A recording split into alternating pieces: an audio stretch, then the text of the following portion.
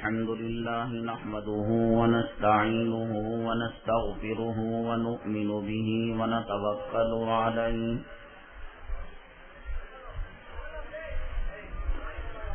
ونعوذ بالله من شرور أنفسنا ومن سيئات أعمالنا ونعوذ بالله من شرور أنفسنا ومن سيئات أعمالنا من يهده الله فلا مضل له ومن يضلله فلا هادي له ونشهد أن لا إله إلا الله وحده لا شريك له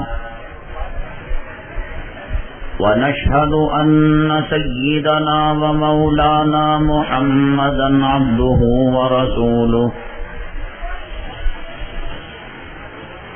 صلى الله عليه وعلى آله وأصحابه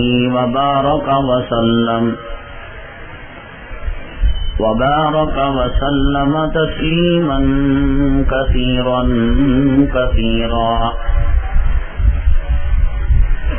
أما بعد فأعوذ بالله من الشيطان الرجيم بسم الله الرحمن الرحيم يا أيها الذين آمنوا قوا أنفسكم وأهليكم نارا قال النبي صلى الله عليه وسلم كلكم راع وكلكم مسؤول عن رعيته أو كما قال النبي عليه الصلاة والسلام رب اشرح لي صدري ويسر لي أمري واحلل عقدة من لساني يفقهوا قولي اللهم صل على سيدنا مولانا محمد في أول كلامنا اللهم صل على سيدنا مولانا محمد في أوسط كلامنا اللهم صل على سيدنا مولانا محمد في آخر كلامنا. قابل احترام صدر جلسہ، معزز علماء کرام، سامعین اعظام اور پردہ نشین خواتین، اللہ تبارک تعالیٰ کا بے انتہا کرم ہے، اللہ تعالیٰ کی مہربانی، اللہ تبارک تعالیٰ نے آج ہمیں یہاں دین اسلام کی نسبت سے جمع فرمایا. اللہ تعالی ہمارے جمع ہونے کو، کہنے کو اور سننے کو قبول فرمائے، دنیا میں اور آخرت میں کامیابی کا ذریعہ اور سبب بنائے. حضرات،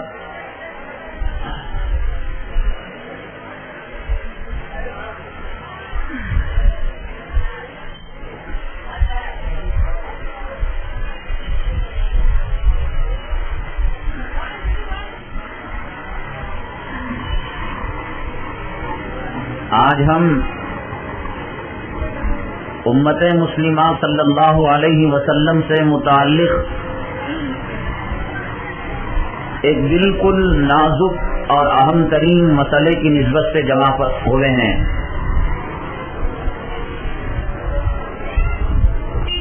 بڑی عجیب بات ہے، آپ نے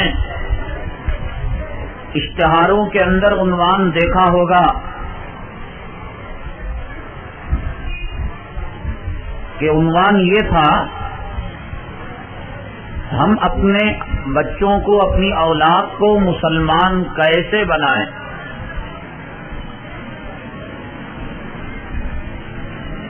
کسی نے تعجب بھی کیا نہیں، افسوس بھی کیا نہیں.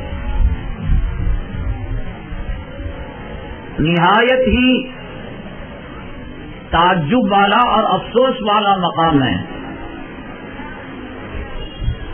آج مسلمانوں کے گھر پیدا ہونے والے بچوں سے متعلق فکریں کرنے کی ضرورت ہے کہ مسلمان کے گھر میں مسلمان بچہ کیسا باقی رہے. پہلی بات تو یہ ہے کہ اللہ تبارک تعالی ہر بچے کو دنیا میں مسلمان بنا کر بھیجتے ہیں. کوئی بچہ دنیا میں آتا ہے وہ مادر ذات عیسائی، یہودی، کافر، مشرک بن کر نہیں آتا. حدیث پاک میں جناب محمد رسول اللہ صلی اللہ علیہ وسلم نے ارشاد فرمایا کل مولود یولد علی الفطرہ. اللہ تبارک تعالیٰ اپنے کارخانے سے جب اس دنیا میں کسی بچے کو بھیجتے ہیں فطرت اسلام پر بھیجتے ہیں. کارخانے کا کوئی فالٹ نہیں، بنانے والے کا کوئی قصور نہیں.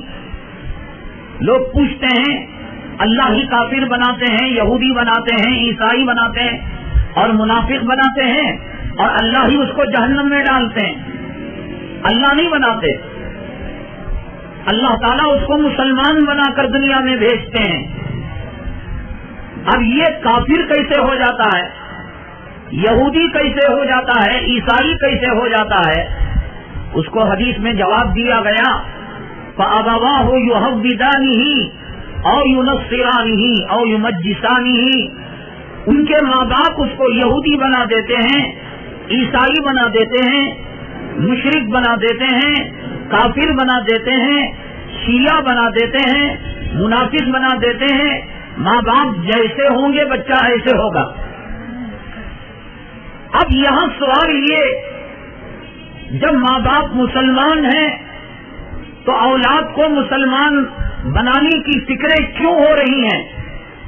اگر ماں باپ یہودی ہوں اور یہودی گھر میں مسلمان بچوں کی فکریں ہو رہی ہوں، عیسائی گھر میں مسلمان بچوں کی فکریں ہو رہی ہوں، کافر اور مشرک گھروں میں مسلمان بچوں کی فکریں ہو رہی ہوں، تو یہ بات غور و فکر کرنے کی بات ہے.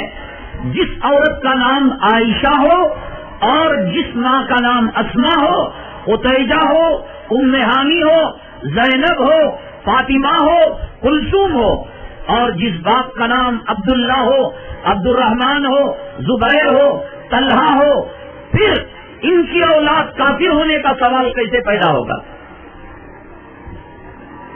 یہ ایسے ہی ہے کہ دنیا میں آپ نے کہیں دیکھا کہ دنیا میں کوئی انسٹیٹیوٹ ہو، ادارہ ہو کہ مچھلیوں کے بچوں کو تیراکی سکھائی جا رہی ہو؟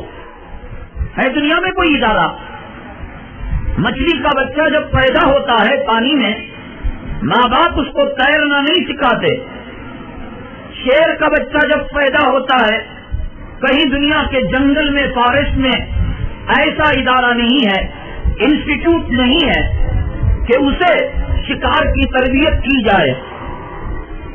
کہیں کسی کبوتر کے بچے کو، چڑیا کے بچے کو اور کسی پرندے کے بچے کو ہوا میں اڑنے کی ٹریننگ دی جا رہی ہو، یا آپ نے کہیں ادارہ دیکھا؟ سوال ہی پیدا نہیں ہوتا.